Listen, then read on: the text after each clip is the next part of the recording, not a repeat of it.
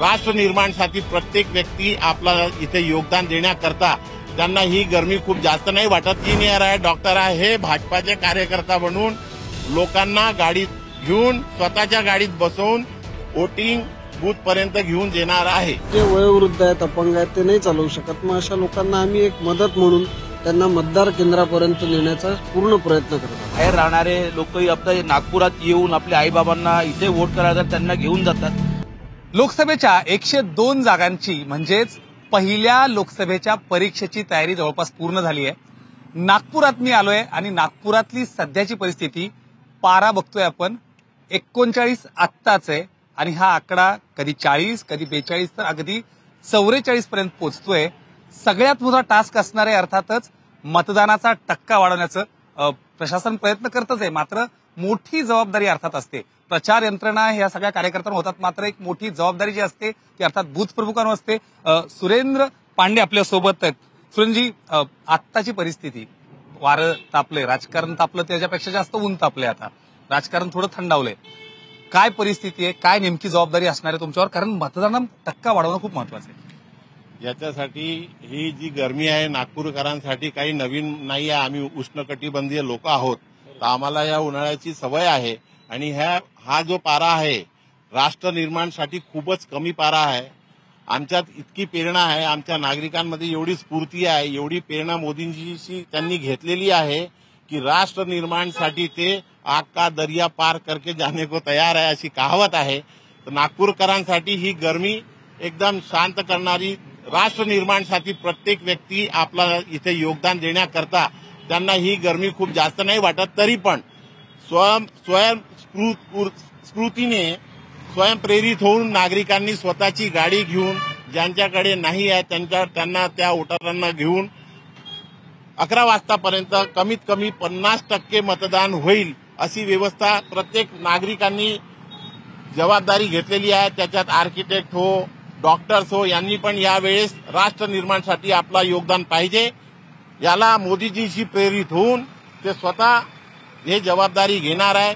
भाजपाचे कार्यकर्ता तर आहेच, पण यावेळेस प्रत्येक माणूस जो आहे, इंजिनियर आहे, डॉक्टर आहे, हे भाजपाचे कार्यकर्ता बनून लोकांना गाडीत घेऊन स्वतःच्या गाडीत बसवून वोटिंग बूथ पर्यंत घेऊन देणार आहे। वोटिंग बूथ पर्यंत प्रत्येक जण म्हणतात, एक नागरिक म्हणून मतदान म्हणजे ते कोणाला असेल तो नंतरचा मुद्दा, पण एक खूप जबाबदारी असते। आपले शेजारी लोक असतात, हे असतात, अनेकदा फक्त उन्हाचा पारा किंवा मग कशाला करायचे वगैरे काही अशी थोडी काही ठिकाणी जाणवतं। काय नेमकं प्रयत्न असणार आहे तुमचा देखील या सगळ्या जास्तीत जास्त वोटिंगसाठी?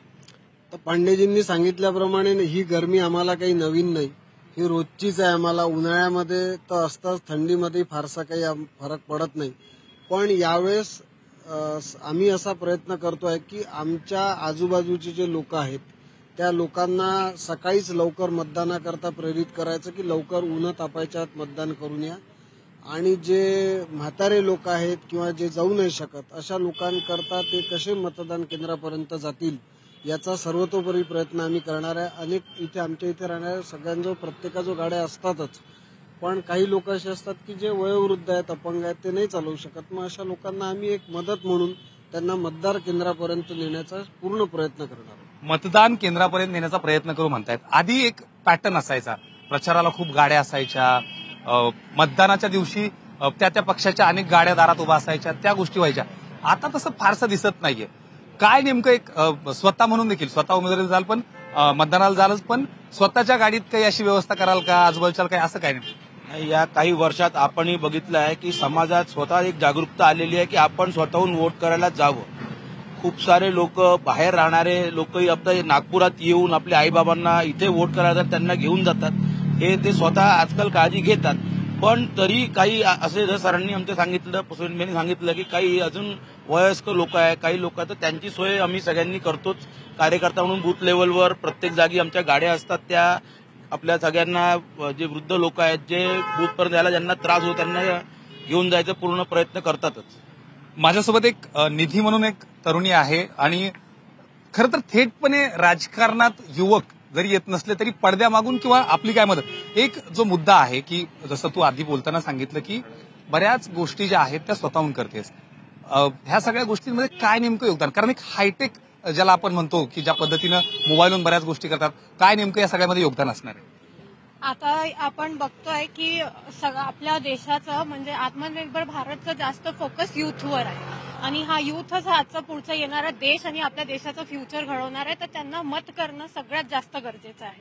म्हणून आम्ही त्यांना एनकरेज, ते स्वतः तर आता ऑलरेडी एनकरेज आहे कारण की एवढे सारे कॅम्पेन्स चालत आहेत फर्स्ट टाइम वोटर्ससाठी असतील आणि जे आम्ही पण करतोय, जे सोशल मीडिया थ्रू असेल किंवा वेगळे वेगळे त्यांच्यासोबत कॉन्फरन्सेस घेऊन असतील, आम्ही त्यांना एनकरेज करायचा प्रयत्न करतोय आणि त्यांना हे सांगतोय की त्यांचं मत करणं का गरजेचं आहे. का त्यांना आपल्याला विश्वगुरू बनायचं असेल तर युथचं वोट करणं खूप गरजेचं आहे कारण की हेच आपलं फ्युचर डिसाईड करणार आहे. आणि आम्ही त्याच्यात म्हणजे जे डिजिटल प्लॅटफॉर्म्स आहेत त्यात इलेक्शन नेम्सच्या लिस्ट असतील त्याच्या थ्रू त्यांना सगळ्यांना फॉरवर्ड करतोय की त्यांचे वोटिंग कुठे कुठे आहे. त्याच्या थ्रू ते खूप इझी झाला एक सिस्टम डिजिटल प्लॅटफॉर्म्स असल्यामुळे.